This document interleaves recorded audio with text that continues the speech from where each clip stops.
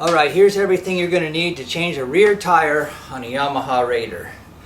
6 8-inch C-clamps, a breaker bar, a foot-pounds wrench, an inch-pounds wrench, 2 12mm wrenches, a 12mm socket, a 27mm socket, a 5mm hex, 8mm hex, various transducers and extensions for your ratchets, various ratchets, a belt tension gauge, blue tape and a Sharpie, a rubber mallet, 3 tire clamps, 2 no-mar spoon bars, a big ass screwdriver, workman's gloves, some rim protectors, a plethora of bungee cords, and some cargo straps.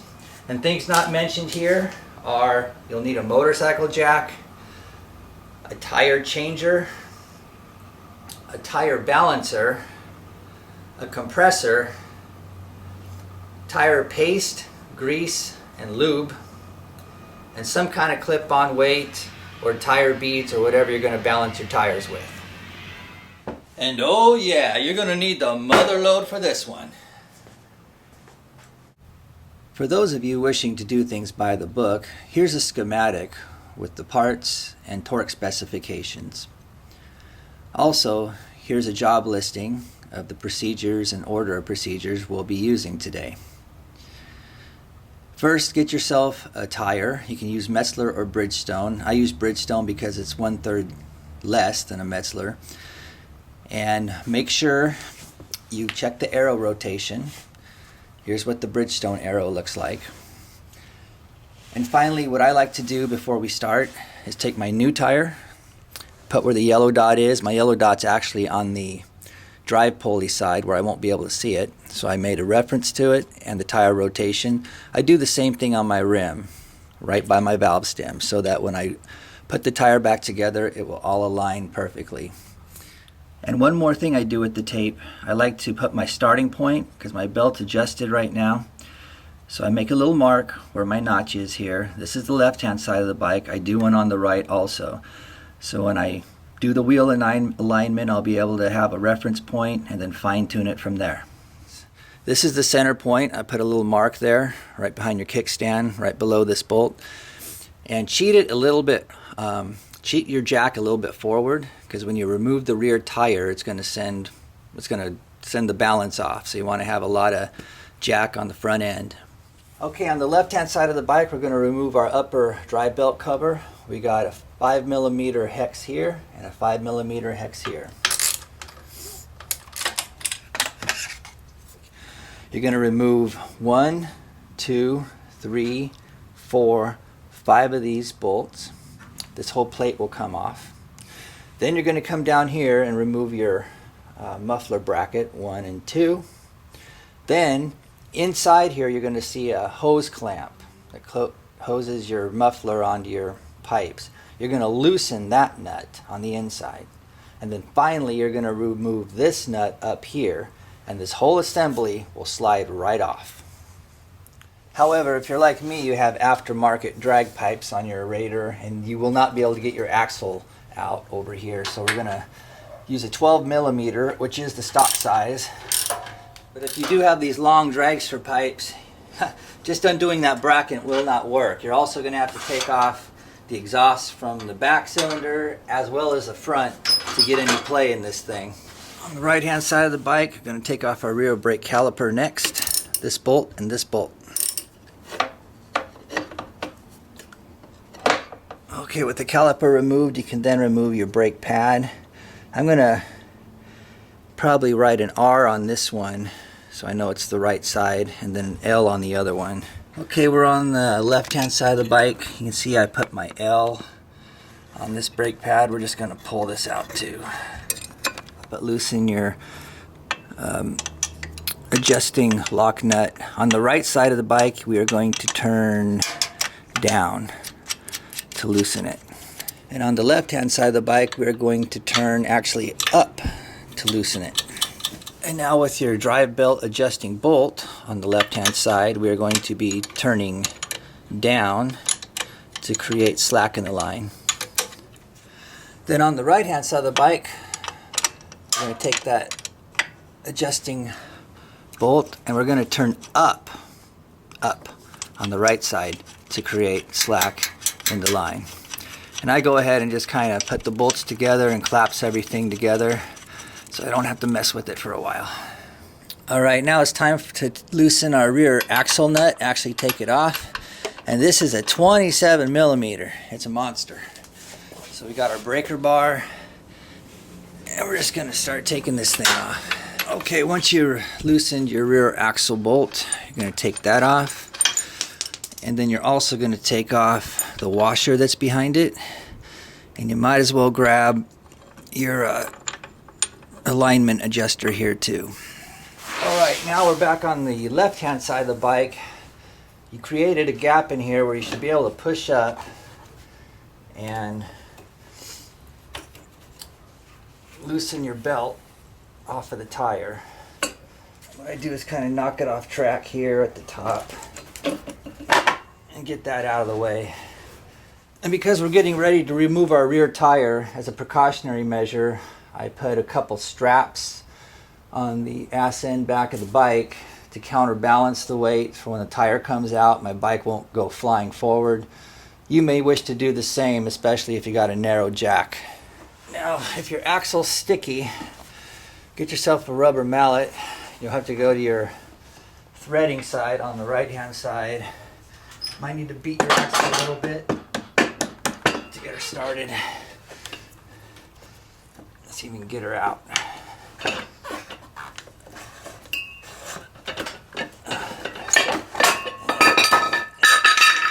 There we go.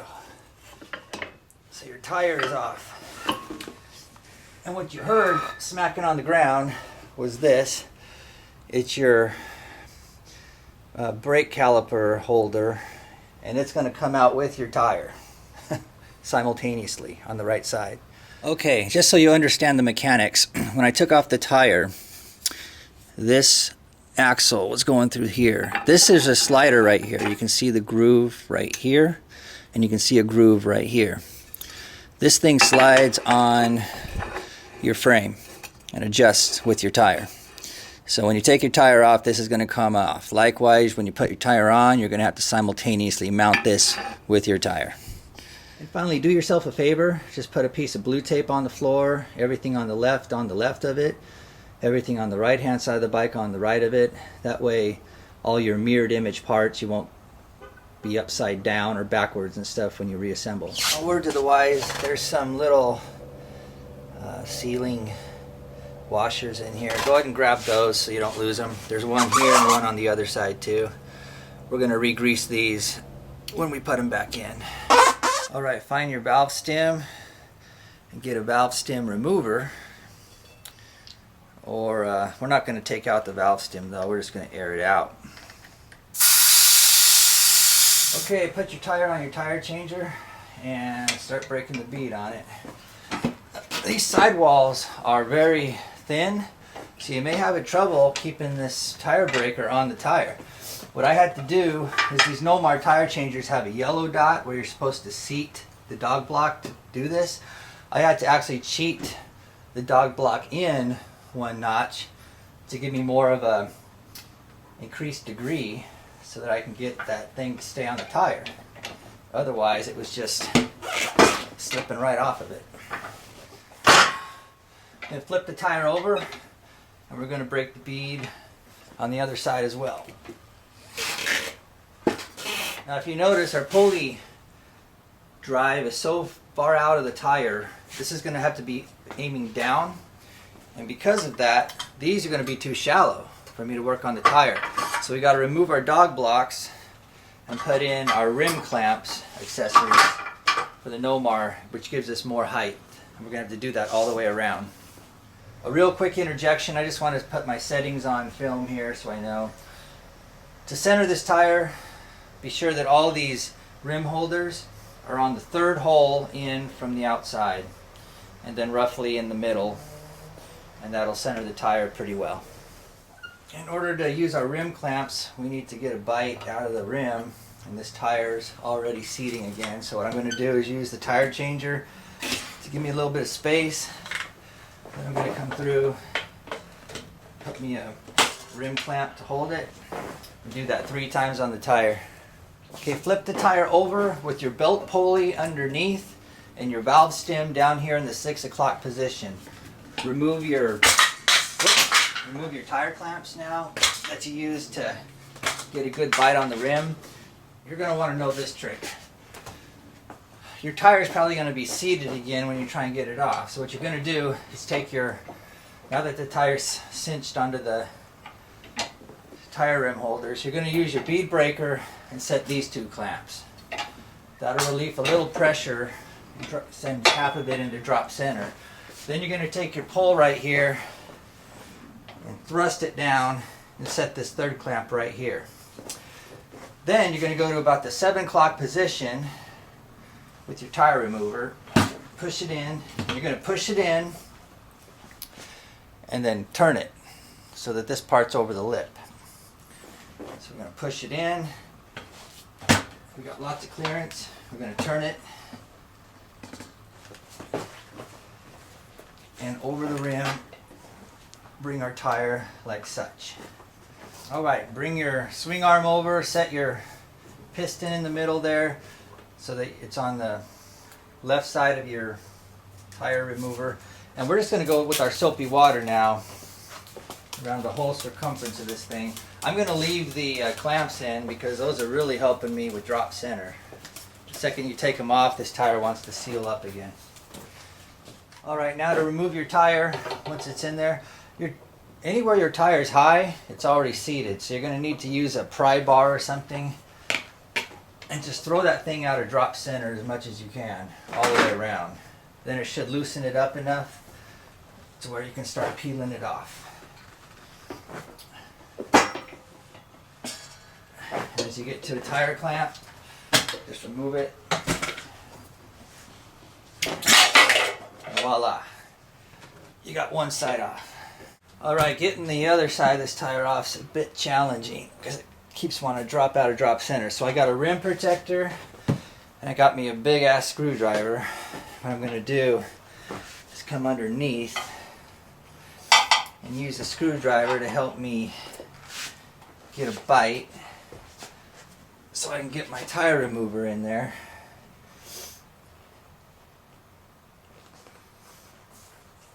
Okay, once we're in, then again bring your swing arm over. Just give the inside rim a few squirts of lube. Let's get this dude off.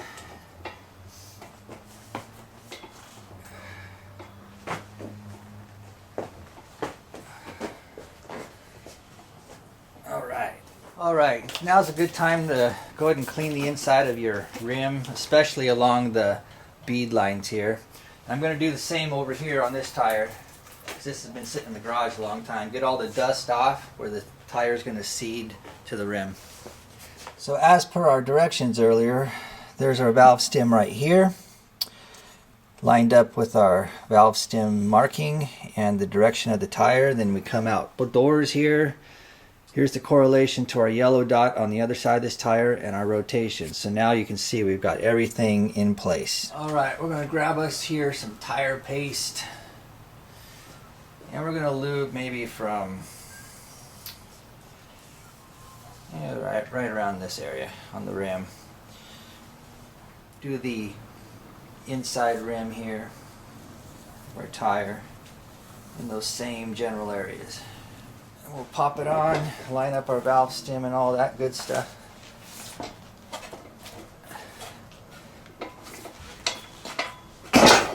And on it goes. Now one trick we're going to do is put our tire clamps in various spots before we start mounting our tire. The reason for this is the second you start mounting that tire, it's going to start seating on the other side and get very difficult to maneuver. So we're going to put 3 tire clamps on here so that is on this top portion, make sure it's free of any lube, because to mount this top part is incredibly difficult.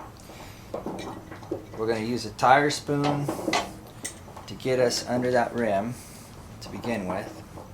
Then we're going to take an 8-inch C-clamp, a monster C-clamp, and you're going to position the bottom and the top right on this ridge.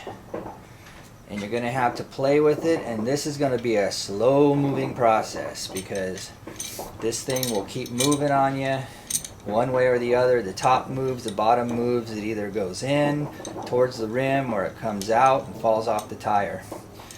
But the trick is to get it on that rim and start collapsing the tire to where you're going to get at least an inch or so below that seating line. And we're going to do it with this clamp, and we're going to keep going around the tire. Remember, we got our tire clamps on the bottom, keeping those out of the seating area. We just got to worry about the top right now. Now once you do get it down to maybe 6 or 7 inches, it's okay if it falls away from that edge because it creates its own crater. The thing you want is this play in here to exist underneath the seating area. And we're going to repeat this as many times as we need to along each side. As you can see, I got 2 in already. I'm going to use my leg to hold my tire below the rim and then get the C-clamp into place. And I used 1, 2, 3, 4, 5, 6 C-clamps. So what I noticed is I went this way. By the time I got to these ones, I had so much play in the tire, my original one was now sunk in, touching the rim. I mean, in other words, it was hindering free play. So now I had to reposition these ones once I got the side ones in. And now it looks like I got a lot of free play in this tire to get on. Let me get one position first. And using 2 tire irons, we'll get one there. And let's do one here. And it looks like we just mounted the tire. And what I like to do is, if you got a little stubborn part like that, I always work towards the top for this reason. You can take your bead breaker and use that to force that down in there. There we go. It's sunk down. So after this extravaganza, remove all your C-clamps, remove your rim protectors, and remove your tire clamps all the way around. And if your tire looks all tweaked after the C-clamps, don't worry, dude. Give it an hour, it'll pop back out. Okay, dog blocks are back on our tire changer. We're gonna put our wheel back up here, and we're gonna air it up until we hear our beads pop all around these gaps here. Alright, once you pop your bead in all the way on around the tire on both sides, air it down to 41 psi. Then replace your valve cap so you don't lose it. Okay, get yourself a tire balancer and cone up each end. This one barely fits with that drive pulley. Next, give your tire a spin. Let the tire naturally come to a rest. That will show your light spot. Go ahead and mark your tire with some chalk or something. Now before you just go snapping weight on, I put it on a piece of blue tape. I try my weight out first. Put it on that light spot and then give the tire a turn.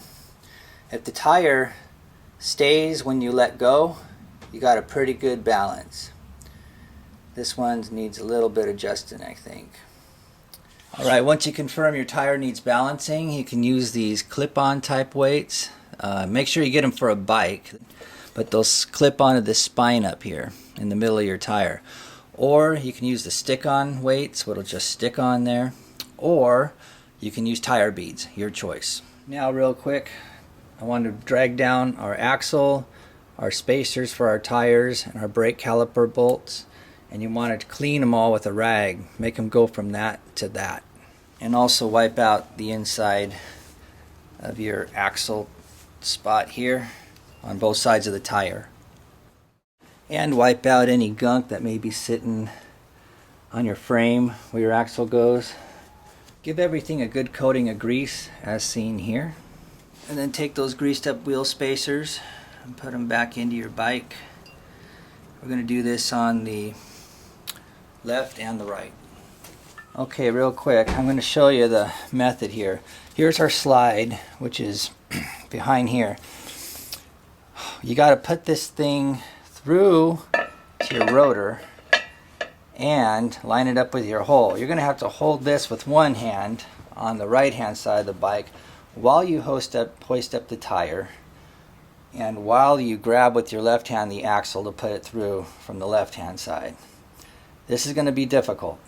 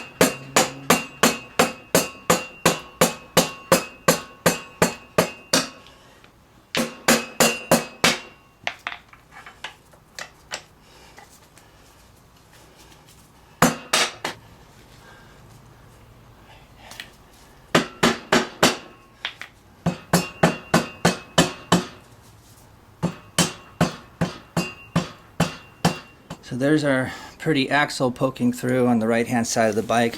Go ahead now and replace your belt adjustment holder, your washer,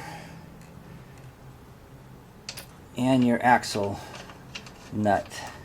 But you're not going to want to tighten it down. Just get it to where it's hand tight, loose, because you're still going to need to adjust your wheel back and forth. Alright, make sure your drive belt adjusting bolts are flush with your adjuster on both sides.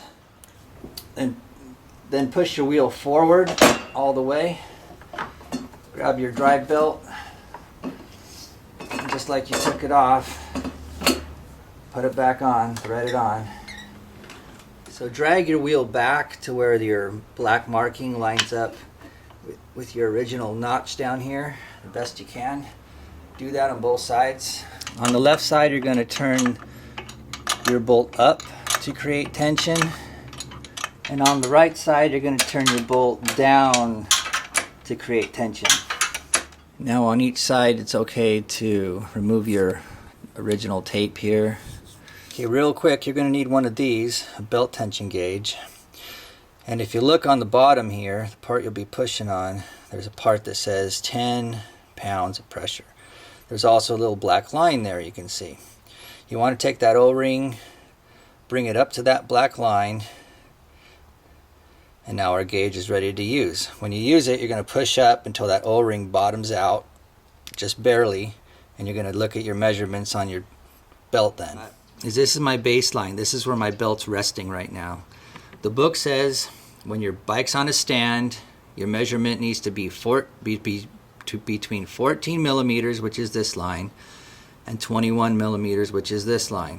Your gauge is over here, those notches.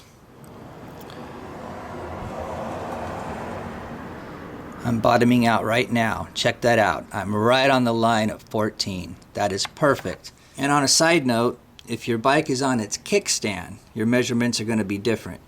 If this is where your baseline, your measurements are going to be 7.5, which would be about here, to 13, which would be about right below this first green line. So your measurements will be a lot more narrow if your bike's on its kickstand. So now that we're secure in our belt tension, get two 12mm wrenches. Use one to hold your setting and use the other to tighten. Give it a final tighten. And you're going to tighten your locking nut by going down on the left hand side of the bike. On the right hand side of the bike, same thing. Use one to hold your setting screw, and on the right hand side of the bike you are going to lock your nut by turning up, right hand up. On the right hand side of the bike, go ahead and set your axle nut to 110 foot-pounds. That's a whole lot of pressure.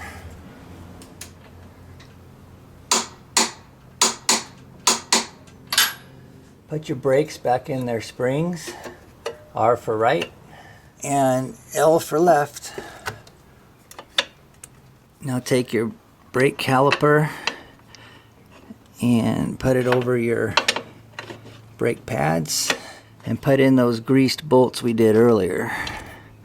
Using a 12mm, torque to 19 foot-pounds or 228 inch-pounds. Back on the left hand side of the bike, let's put our belt guard back on.